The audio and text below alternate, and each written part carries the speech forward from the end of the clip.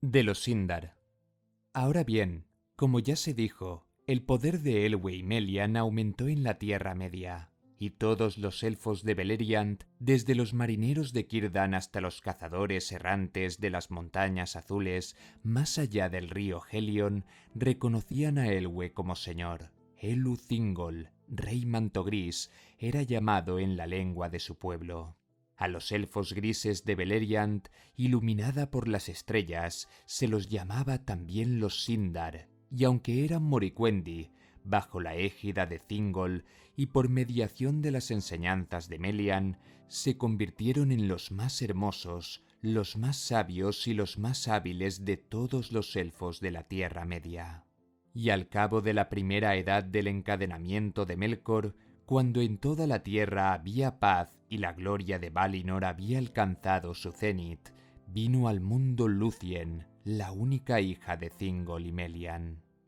Aunque casi toda la Tierra Media estaba sumida en el sueño de Yavanna, en Beleriand, bajo el poder de Melian, había vida y alegría, y las estrellas brillantes resplandecían como fuegos de plata, y allí, en el bosque de Neldoreth, nació Lúthien, y las blancas flores de Nifredil se adelantaron para saludarla como estrellas de la tierra.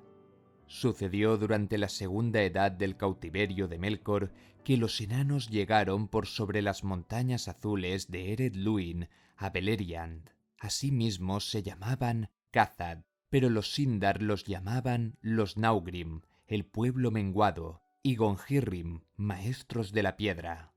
Lejos, hacia el este, estaban las más antiguas viviendas de los Naugrim, pero habían excavado para ellos grandes estancias y mansiones, de acuerdo con el estilo de los enanos, en las laderas orientales de Ered Luin, y a esas ciudades las llamaban Gabilgathol y Tumunzájar.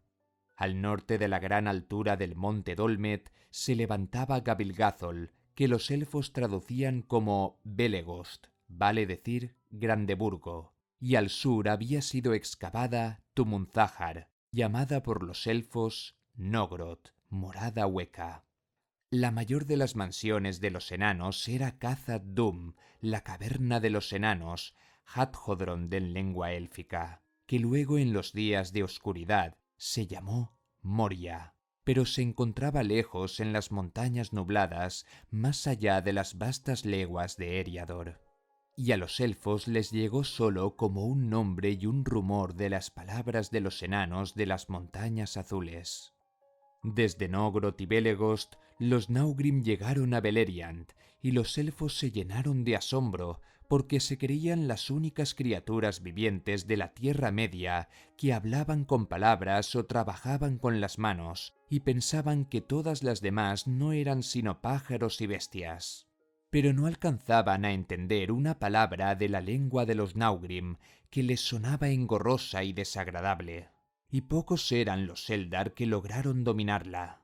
Pero los enanos aprendían deprisa, y en verdad estaban más dispuestos a aprender la lengua élfica que a enseñar la suya a los de otra estirpe. Pocos de entre los Eldar nunca fueron a Nogrod o Belegost, salvo Eol de Nan Elmoth y Maeglin, su hijo. Pero los enanos traficaban en Beleriand y construyeron un gran camino que pasaba bajo las salientes del monte Dolmet y seguía el curso del río Ascar, cruzando el Helion en Sar-Nathrad, el vado de piedras, donde aconteció luego una batalla. Siempre fue fría la amistad entre los Naugrim y los Eldar, aunque el beneficio recíproco era considerable, pero en aquel tiempo las querellas que los separaron no habían ocurrido aún, y el rey Thingol les dio la bienvenida. Pero en días posteriores los Naugrim se mostraron más amigos de los Noldor que de cualesquiera de entre los demás elfos u hombres, a causa del amor y la reverencia que sentían por Aule, y estimaban las gemas de los Noldor por sobre toda otra riqueza. Ya en la oscuridad de Arda habían llevado a cabo los enanos grandes obras, porque aún en los primeros días de los padres habían tenido una maravillosa habilidad con los metales y las piedras, pero en aquellos tiempos antiguos preferían trabajar el hierro y el cobre antes que la plata y el oro. Ahora bien, Melian tenía mucha capacidad de previsión, como era propio de los Maiar, y cuando hubo transcurrido la segunda edad del cautiverio de Melkor, le comunicó a Thingol que la paz de Arda no duraría para siempre. Pensó él, por lo tanto, cómo se construiría una morada real y un sitio resistente si el mal había de despertar otra vez en la Tierra Media, y buscó la ayuda y el consejo de los enanos de Belegost. Ellos los dieron voluntariamente, pues no estaban fatigados en ese entonces, y se sentían ansiosos por realizar nuevas obras. Y aunque los enanos siempre pedían un precio por todo cuanto hacían, fuera con deleite o con esfuerzo, en esa ocasión se dieron por pagados. Porque Melian les enseñó mucho de lo que ellos querían aprender, y Thingol los recompensó con muchas bellas perlas. Estas se las había dado Círdan, pues se recogían en abundancia en los vados de la isla de Valar. Pero los Naugrim nunca habían visto nada semejante y las tuvieron en alta estima. Había una tan grande como un huevo de paloma y que brillaba como la luz de las estrellas en la espuma del mar. Ninfelos se la llamó, y el cabecilla de los enanos de Belegost la consideró más valiosa que una montaña de riqueza. Por lo tanto, los Naugrim trabajaron mucho y de buen grado para Thingol, y le hicieron mansiones parecidas a las de ellos, profundamente excavadas en la tierra. Donde corría el Sgalduin y dividía Neldoreth de Region, se levantaba en el medio del bosque una colina rocosa, y el río fluía debajo. Allí construyeron las puertas del palacio de Thingol y levantaron sobre el río un puente de piedra que era el único camino de acceso. Más allá de las puertas, unos pasajes anchos descendían a estancias y cámaras talladas en la roca viva, tantas y tan grandes que la morada fue llamada Menegroth, las 1000 cavernas. Pero los elfos también ayudaron en los trabajos, y elfos y enanos juntos, cada cual con su propia actividad, llevaron allí a cabo las visiones de Melian, imágenes de la maravilla y la belleza de Valinor, más allá del mar. Los pilares de Menegroth habían sido tallados a semejanza de las hayas de Orome, tronco, rama y hoja, y estaban iluminados por linternas de oro. Los ruiseñores cantaban allí como en los jardines de Lorien, y había fuentes de plata, y cuencos de mármol, y suelos de piedras de múltiples colores. Figuras talladas de bestias y de pájaros corrían sobre los muros, o trepaban por los pilares, o atisbaban entre las ramas entrelazadas con muchas flores. Y mientras los años transcurrían, Melian y sus doncellas llenaron los recintos de cortinados tejidos en los que podían leerse los hechos de los Valar y muchas de las cosas sucedidas en Arda desde un comienzo, y la sombra de las cosas que todavía habrían de ser. Esa fue la mansión más hermosa que haya tenido rey alguno al este del mar.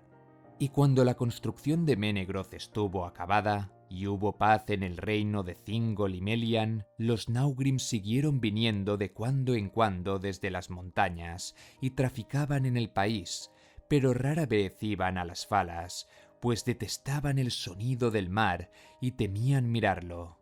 A Beleriand no llegaban otros rumores o noticias del mundo de fuera.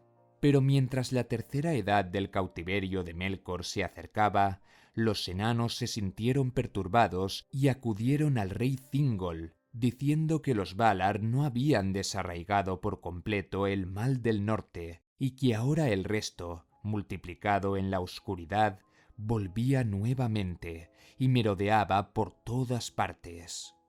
«Son bestias salvajes», dijeron, «en la tierra del este de las montañas, y vuestros antiguos parientes que habitan allí huyen de las llanuras a las colinas».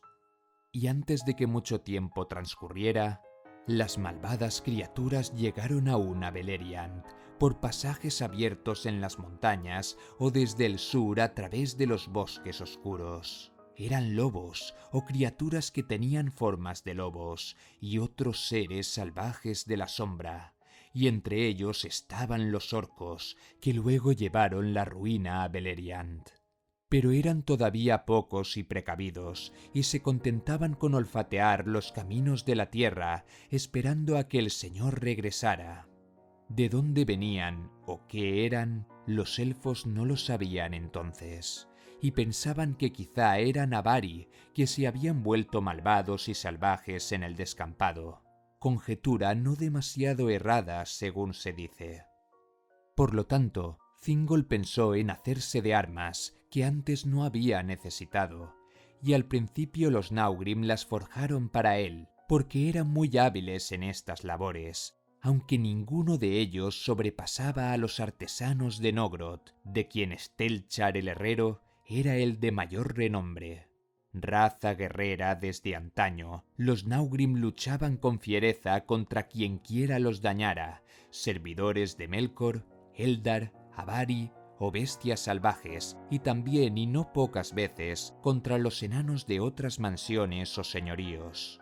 Los Sindar, por cierto, no tardaron en aprender de ellos el arte de la herrería, pero en el arte de templar el acero, los Naugrim nunca fueron igualados, ni siquiera por los Noldor, y en la fabricación de cotas de malla de anillos eslabonados que los herreros de Belegost hicieron por vez primera, la artesanía de los enanos no tenía rival.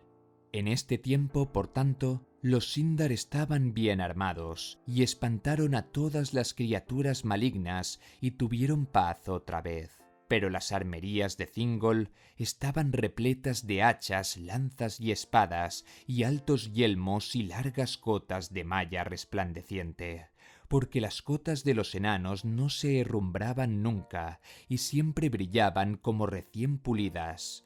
Y eso fue bueno para Thingol en el tiempo que estaba por venir. Ahora bien, como ha sido contado, un tal Lenwe de las huestes de Olwe abandonó la marcha de los Eldar en el tiempo en que los Teleri se detuvieron a orillas del río Grande, al borde de las tierras yermas de la Tierra Media. Poco se sabe de los caminos que siguieron los Nandor, a quienes él condujo por el Anduin abajo. Algunos, se dice, habitaron por largo tiempo en los bosques del valle del río Grande, y algunos llegaron por fin a la desembocadura y allí habitaron junto al mar. Abriéndose camino por Ered Nimrais, las montañas blancas, llegaron de nuevo al norte y penetraron en el páramo de Eriador, entre Ered Luin y las distantes montañas nubladas. Pues bien, este era un pueblo de los bosques y no tenían armas de acero, y la llegada de las bestias salvajes del norte los llenó de espanto, como lo declararon los Naugrim al rey Thingol en Menegroth. Por tanto, Denethor, el hijo de Lenwe, al tener noticias del poderío y la majestad de Thingol y de la paz que había en ese reino, reunió en una hueste a las gentes dispersas y las condujo por sobre las montañas a Beleriand. Allí Thingol les dio la bienvenida, como a parientes perdidos que regresan después de un largo tiempo, y ellos habitaron en Osiriand, la tierra de los 7 ríos. De los largos años de paz que siguieron a la llegada de Denethor, poco es lo que se cuenta. En esos días, se dice, Daeron el bardo, maestro de sabiduría en el reino de Thingol, inventó sus runas, y los Naugrim que se acercaron a Thingol las aprendieron y se alegraron, teniendo el arte de Daeron en más alta estima que los Sindar, el propio pueblo de Thingol. Los Naugrim llevaron la Skirth hacia el este por sobre las montañas, y así llegaron al conocimiento de muchos pueblos, aunque los Sindar apenas las utilizaron en los registros de las crónicas hasta los días de la guerra, y gran parte de lo que se guardaba en la memoria pereció en las ruinas de Doriath.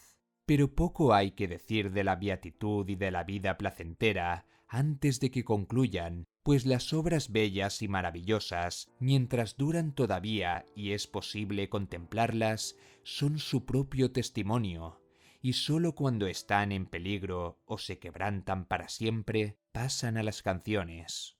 En Beleriand, en aquellos días, los elfos andaban y los ríos fluían, y las estrellas brillaban y las flores nocturnas esparcían una dulce fragancia.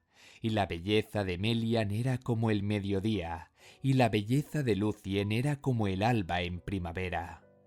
En Beleriand, el rey Thingol en su trono era como los señores de los Maiar, cuyo poder está en reposo, cuya alegría es como un aire que respira cada día, cuyo pensamiento fluye en una onda imperturbada desde las alturas a las profundidades. En Beleriand todavía a veces cabalgaba Orome el Grande, que pasaba como un viento por las montañas, y el sonido del cuerno descendía desde la luz distante de las estrellas. Y los elfos temían el esplendor del rostro de Orome y el estrépito de la carrera de Nahar, pero cuando el eco del Balaroma resonaba en las colmas, sabían que no había criatura maligna que no huyera lejos. Pero ocurrió al fin que el término de la beatitud se aproximaba, y el mediodía de Valinor declinaba hacia el ocaso, porque como se dijo y es conocido de todos, pues está escrito en los libros y ha sido cantado en múltiples canciones, Melkor hirió a los árboles de los Valar con ayuda de Ungoliant, y huyó, y volvió a la Tierra Media. Lejos al norte ocurrió la disputa entre Morgoth y Ungoliant, pero el eco del gran grito de Morgoth resonó en todo Beleriand, y el pueblo se sobrecogió de miedo, porque aunque no sabían lo que presagiaba, creyeron oír al heraldo de la muerte. Poco después Ungoliant abandonó el norte y llegó al reino del rey Thingol, envuelta en un terror de oscuridad. Pero fue detenida por el poder de Melian y no entró en Neldoreth, y moró largo tiempo a la sombra de los precipicios, donde Dorthonion descendía hacia el sur. Y esas cimas fueron conocidas con el nombre de Eret Gorgoroth, las montañas del terror, y nadie osaba ir por allí ni pasar cerca de ellas. Allí la vida y la luz perecían, allí todas las aguas estaban envenenadas. Pero Morgoth, como ya se dijo, volvió a Angband y la reconstruyó, y por encima de las puertas levantó las torres pestilentes de Zangorodrim, y entre los portales de Morgoth y el puente de Menegroth había 150 leguas, una distancia larga, pero aún demasiado corta. Ahora bien, los orcos que se multiplicaban en la oscuridad de la tierra crecieron en fuerza y en ferocidad, y el oscuro señor de todos ellos los inflamaba con deseos de ruina y muerte, y salían por los portales de Angband bajo las nubes que Morgoth enviaba por delante, y marchaban en silencio a las tierras altas del norte. De allí, un gran ejército avanzó de pronto sobre Beleriand y atacó al rey Thingol. Ahora bien, en aquel vasto reino, muchos elfos erraban libres por el descampado o vivían en paz en pequeños clanes apartados entre sí, y solo en torno a Menegroth, en medio de la tierra y en el país de los marineros a lo largo de las falas, había numerosos pueblos. Pero los orcos descendieron sobre ambos lados de Menegroth y desde los campamentos del este entre el Kelon y el Helion, y saquearon a lo largo y a lo ancho vastas extensiones de las llanuras occidentales entre el Sirion y el Narok, y Thingol quedó separado de Círdan en Eglarest. Por tanto, convocó a Denethor, y los elfos vinieron en gran número de Region, más allá de Laros y de Osiriant, y libraron la primera batalla de las guerras de Beleriand. Y el ala oriental del ejército de los orcos quedó atrapada entre las huestes de los Eldar, al norte de la Andram, y a mitad de camino entre el Aros y el Helion, y allí fueron completamente derrotados, y los que corrieron hacia el norte, huyendo de la gran matanza, fueron recibidos por las hachas de los Naugrim que salieron del monte Dolmet. Pocos en verdad volvieron a Angband, pero la victoria les costó cara a los elfos, pues los de Osirian tenían armas livianas y no eran rivales para los orcos, que iban calzados de hierro y con escudos también de hierro y espadas de hoja ancha. Y Denethor quedó aislado y rodeado en la colina de Amon-Ereb. Allí cayó él junto a los suyos, antes de que el ejército de Thingol pudiera acudir a ayudarlo. aunque fue duramente vengado cuando Thingol llegó a la retaguardia de los orcos y sembró el campo de pilas de cadáveres. El pueblo de Denethor lo lloró siempre y no volvió a tener rey. Después de la batalla, algunos regresaron a Osiriant y las nuevas que allí llevaron llenaron de temor al resto del pueblo, de modo que ya no guerrearon abiertamente, sino que se atuvieron a la cautela y el secreto, y fueron llamados los Laiquendi, los elfos verdes, pues llevaban vestiduras del color de las hojas. Pero muchos se encaminaron al norte y entraron en el reino guardado de Thingol, donde se mezclaron con el pueblo. Y cuando Thingol volvió a Menegroth, se enteró de que el ejército de los orcos había ganado la batalla del oeste, y que había empujado a Círdan hasta el borde del mar.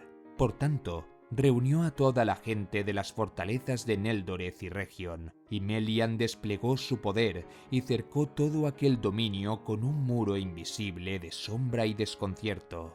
La cintura de Melian, que nadie en adelante pudo atravesar contra la voluntad de Melian o la voluntad del rey Thingol, a no ser que tuviera un poder más grande que el de Melian la Maya.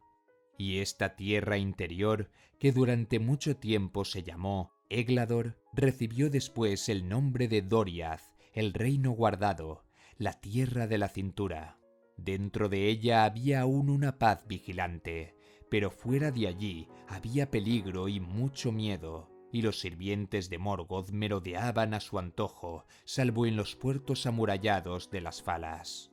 Pero acechaban nuevas noticias que nadie en la Tierra Media había previsto, ni Morgoth en los abismos ni Melian en Menegroth, pues ninguna nueva llegaba de Aman, ni por medio de un mensajero, ni por medio de un espíritu, ni por una visión en un sueño desde la muerte de los árboles. En este mismo tiempo, Fëanor vino por el mar en las naves blancas de los Teleri y desembarcó en el estuario de Drengist, y allí en Losgar quemó las naves.